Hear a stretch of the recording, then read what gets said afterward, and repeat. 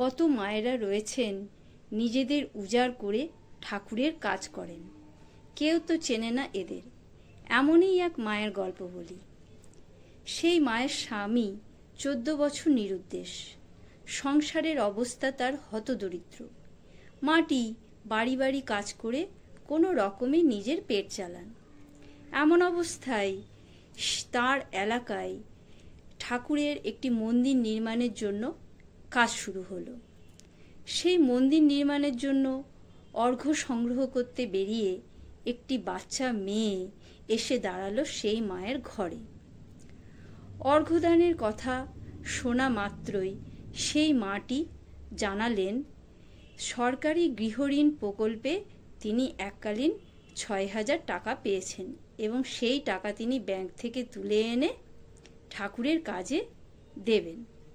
সংগ্রহকারী মেয়েটি শুনে তো হতবাক। তিনি সেই মাটিকে বোঝানোর চেষ্টা করলেন এইভাবে নিজের সম্পূর্ণ সম্বলটুকু না দিয়ে তিনি তার সুবিধা মতন যেটুকু পারেন সেইটুকু দিলেই হবে। কিন্তু সেই মা তো নিজের সিদ্ধান্তে অনড় রইলেন এবং সেই দিনই তিনি ব্যাংক থেকে টাকা তুলে এনে মন্দিরে গিয়ে দিয়ে আসলেন। অর্ঘ্য জমা দিয়ে ঘরে এসে তার মনে হতে লাগলো ঠাকুর যেন তাকে বারবার বলছেন, তুই তো আমাকে তোর পুরোটা দিলি না। হঠাৎ তার মনে হলো বহুদিন ধরে অল্প অল্প করে কিছু টাকা জমিয়েছিলেন এককালে। ঘরেরই কোনো কোনায় সেই টাকা পড়ে আছে। আতিপাতি করে খুঁজে দেখা গেল মোট 4,000 টাকা সেখানে জমেছে।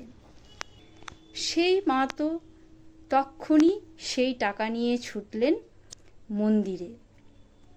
এবার তো মন্দিরের কর্মীরাও বিচলিত হয়ে পড়লেন এইভাবে মায়ের সব কিছু দিয়ে দিতে দেখে। কিন্তু সেই মা তো কিছুই শুনলেন না। সেই দিন সেই দরিদ্র মাটি মোট 10,000 টাকা ঠাকুরের চরণে উৎসর্গ করে দিলেন। তারপর প্রশান্ত মনে সেই মাটি ধীরে ধীরে বাড়ির পথ ধরলেন। বাড়ি ফিরে এসে দেখলেন তার উঠোনে বহু মানুষের ভিড়। কি ব্যাপার? দৌড়ে গিয়ে দেখলেন আজ 14 বছর পর তার সেই নিরুদ্দেশ স্বামী বাড়ি এসেছেন। এমনটাই হয়, আমরা যতদিন নিজের ভালোটা খুঁজে বেড়াই আমরা তা পাই না। আর ঠিক যেই মুহূর্তে নিজের সব কিছু নিঃশেষে উজাড় করে দিই, ঠিক সেই মুহূর্তে ঠাকুর আমাদের সমস্ত অভাব পূরণ করে দেন। এই ছিল সেই মন্দির নির্মাণ প্রকল্পের বহু ঘটনার মধ্যে অন্যতম একটি ঘটনা। জয় গুরু। সকলে ভালো থাকবেন।